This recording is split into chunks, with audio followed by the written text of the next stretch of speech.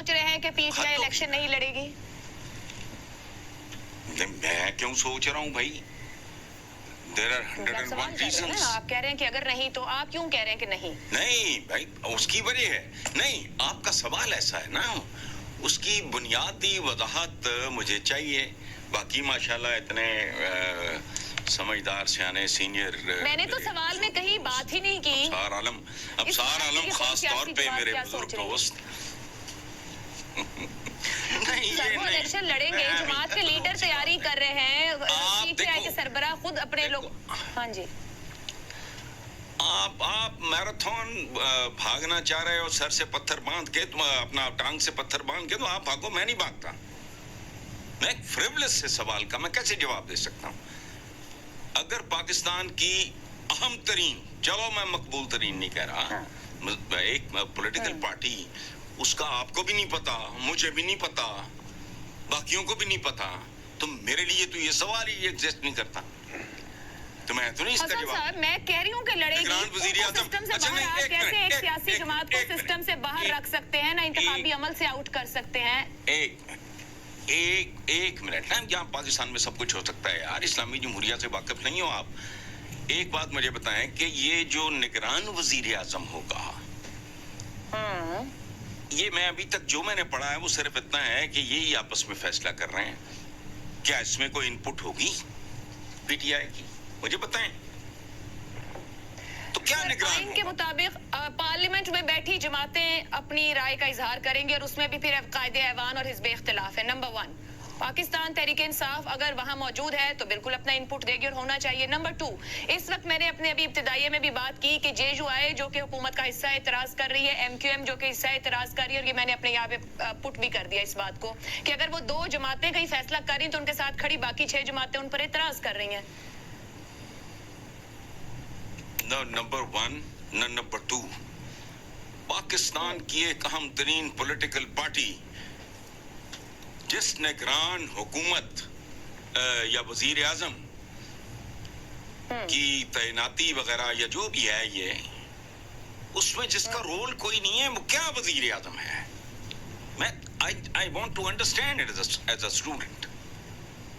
Rules to help with the rules मुमकिन है इस मुल्क में, उसको छोड़ो। रूल्स तो तभी होते हैं ना जब गेम का हिस्सा बना जाए। कौमी असेंबली छोड़कर इस्तीफे देकर खुद बाहर निकलने वाली जमात को क्या कहा जाए? 100-150 बंदा इस्तीफा दे के उस कौमी असेंबली को अहलियत ना दे, कम से कम इलेक्शन लड़ने तो उतरेंगे इलेक्शन के मैदान में।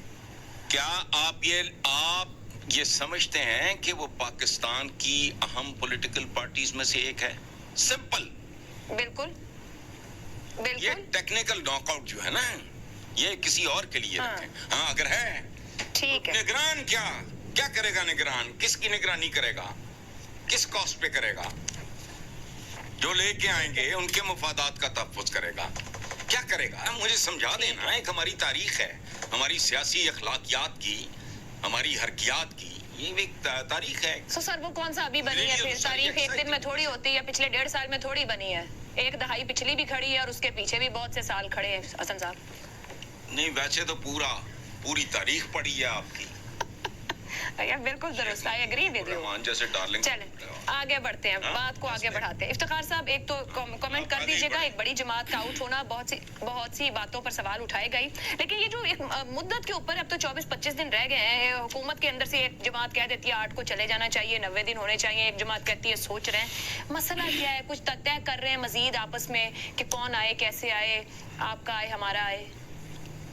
जो फैसला होगा वो पोलिंग स्टेशन पे होगा, पाकिस्तान के अवाम करेंगे, निगरान वजीर आजम आपके सामने करेंगे। निगरान वजीर आजम एक आईनी रिक्वायरमेंट है, जिसने आपने खुद ही कहा, और आज नहीं आई, पहली दफा नहीं आई, तो ये आईनी रिक्वायरमेंट है। क्या आइन के तहत जो रिक्वायरमेंट है वो पूरी ना की जाए?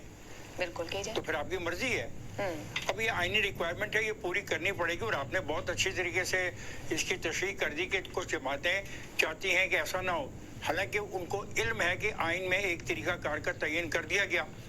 एक जमात ने पार्लियामेंट से बाहर अपने आप को रख के जानते बूझते इस मौके को गवा दिया, अब वो भी ये मौका जो गवा दिया, उन्होंने गवाया तो कोई जबरदस्ती तो किसी साजिश के तहत तो उनको नहीं कहा गया था कि आप इस्तीफे दे के चले जाएं।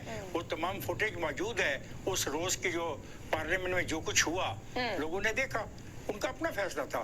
तो फैसला अब यही होगा ना कि जो भी वहाँ पे होगा लीडर ऑफ द अपोजिशन, भला ए माने या बी माने या सी माने, या भला उसको कुछ भी नाम से पुकारा जाए, वो लीडर ऑफ द अपोजिशन है। उसके और लीडर ऑफ द जो पार्टी है, रूलिंग पार्टी का मुज़ाकरात है, नहीं कामयाब होंगे। आपने एक लंबा चौड़ा तरीका बता दिया कि 224 ए में क्या होगा, 224 बी में क्या होगा, 224 सी में क्या होगा। अगर वो कामयाब नहीं होते तो बात कहाँ जाएगी, बात इलेक्शन कमीशन तक जाएगी, बात हर चीज को तो आपने एक्सप्लेन कर दिया। तो फिर इसका मतलब है कि जो तरीक़ाकार का तयन आइन में लिखा है वो बड़ा क्लियर और वाज़ेह तौर पे है। उसका क्या तल्लुक़ है इन सारी बातों से? बाकी रहा कि कौन सी पार्टी कितनी पॉपुलर है, हर पार्टी उस वक्त तक पॉपुलर है जब तक आखिरी वोट काउंट नहीं हो जाता और उसको ऑफिशियली तौर पे गैजेट नोटिफिकेशन नहीं हो जाता। हर पार्टी अपने आप को पॉपुलर ही कहती है। इसमें